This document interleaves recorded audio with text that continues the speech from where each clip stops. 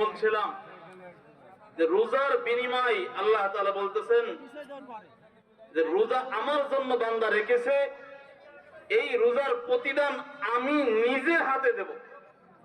অন্যান্য সমস্ত আমলের প্রতিদান আমি ফেরেশতাদের মাধ্যমে বন্টন করে থাকি, কিন্তু রোজার প্রতিদান যেহেতু সে এটা আমার জন্য করেছে, অতএব এই রোজার প্রতিদান আমি আল্লাহ নিজ হাতে বান্দার প্রদান করবো। সুবহানাল্লাহ। অন্যান্য হাদিসে আসছে আমি মাওলা তাদের হয়ে যাব, সে আমার হয়ে যাবে আর আমি তার হয়ে যাব। সুবহানাল্লাহ। এত বড় সওয়াব আর ফজিলত তারাই পাবে যারা এক মাস সিয়াম সাধনা করে আসছে। আর আজকে ঈদের আনন্দ তো তাদের জন্যই যারা এক মাস সিয়াম সাধনা করে নিজেকে মাওলার বানাই নিতে পেরেছে, নিজের গুনাহকে ক্ষমা করাইতে পেরেছে, তাদের জন্য আজকে ঈদুল ফিতর। রোজা রাখতে রাখতে রাখতে যখন ঈদের দিন চলে আসে,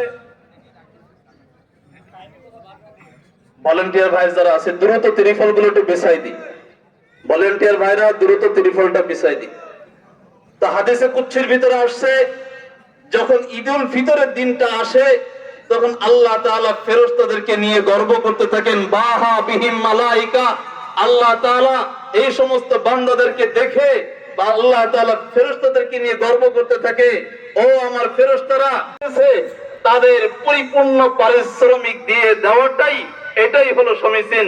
তখন আল্লাহ তাআলা খুশি হয়ে বলেন, ইয়া মালাইকাতি, ইয়া মালাইকাতি আবিদি ওয়া ইমাই কদু ফরিদতি আলাইহিম, ও আমার ফেরেশতারা দেখো আমার বান্দা বান্দীরা রব্বিরহামহুমা কামা রাব্বায়ানি সগীরা ইয়া হাইয়্যু ইয়া কাইয়্যুম বিরহমাতিকা নাস্তাগীথ আসলিহ লানা শানানা কুল্লাহ ওয়া লা তাকিলনা ইলা আনফুসিনা তারফাতা আইন।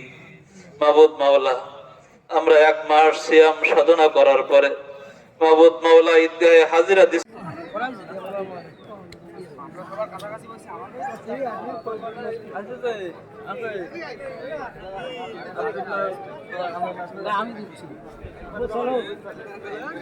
চাচু